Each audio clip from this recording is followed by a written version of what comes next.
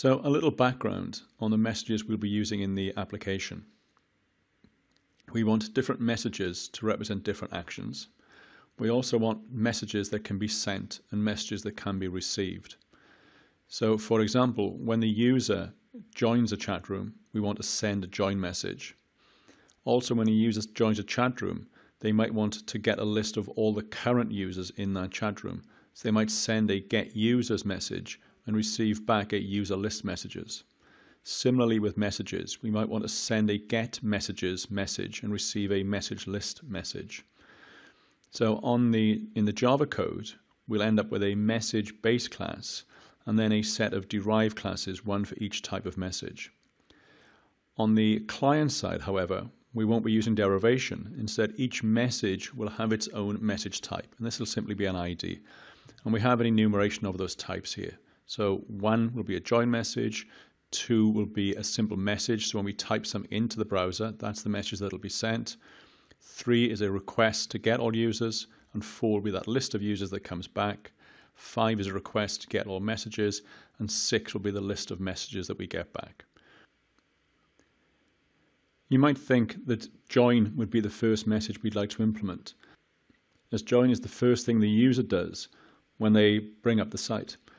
However, the first thing the browser does when they first connect to the server is to send the get users message. So the browser wants to get a list of all the users that they can then display in their window. So the first message we need to implement is get users. So the first thing I'd like to do is to add the message base class that all our Java messages will derive from. So we can do this inside IntelliJ. So we do a new Java class, and this will be of type message. As we said, all messages will have a type field, which in the Java classes will be a private int type. And we'll add getters and setters for these. So we'll simply have a get type and a set type. Now that we have our base message, we can add the derived get users message class. So again, we do new Java class.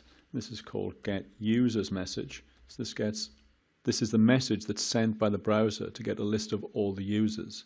And this will return a users list message eventually. So get users message is quite simply a class that extends message. It's no more than that. So in our code, that message comes in, we identify the message, and we do some processing based on that message. Now that we have these messages, we can go back into our chat endpoint class, and we need to change our message processing. So on message, which we've reverted back to returning a void and just doing a broadcast, now rather than taking a string, we'll take something of type message. That means our broadcast needs to take something of type message. And in the broadcast now, rather than calling send text, we're going to call send object. And if we bring in the appropriate imports here, we'll also see that we need to add an extra catch clause. We need an encode exception. So in the case where we call send object here and we pass it a Java message, if there's no encoder in place for this message, then we'll get an exception and we need to process that exception.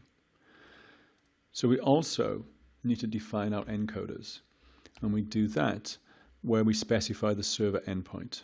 So that there are now a couple of changes to this. So on the server endpoint annotation, as we're adding more than one property to this, we need to say value equals for the URL.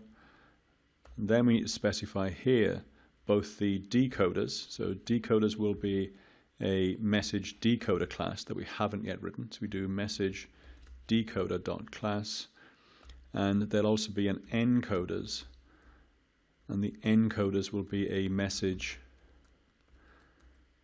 encoder.class. And again, we haven't yet written that. So that's what we'll do next. So these classes are used when we want to decode an incoming message into the application and encode an outgoing message into the appropriate type. So we need to write the encoders and the decoders. Let's write the encoder first. So the encoder class we'll put into com.pluralsite.closes. It'll be a new Java class called message encoder. So that maps the type name we used on the server endpoint annotation. So we say message encoder, and this class implements an interface called encoder. It's a text encoder, and we want to implement a message. So encoder.text.message, bring in the appropriate type, so java.websocket.encoder, and then bring in the plural site type, and then implement the methods. On here we have three methods. We have an init method and a destroy method. In this case, we'll do nothing with those methods.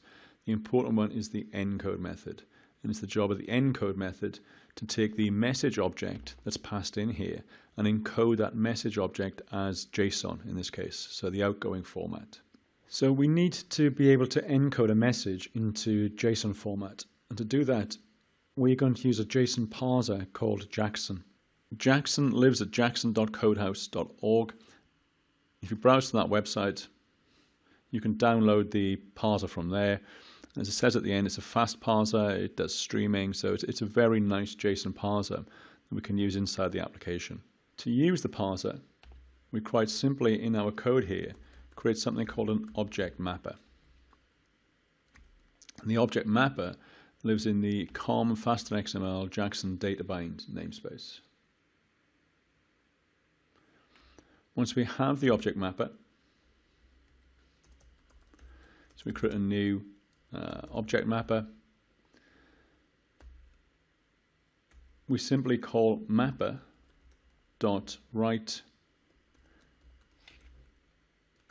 value as string, passing it the object. So we pass this the message object, and it stringifies that message object. In this case, turning that string into JSON. We want to return this value. I notice it's asking us to add some exceptions to this. There's a JSON processing exception that we need to handle. If that throws an exception, then we're going to, rather than returning null here, just return an empty string from the code.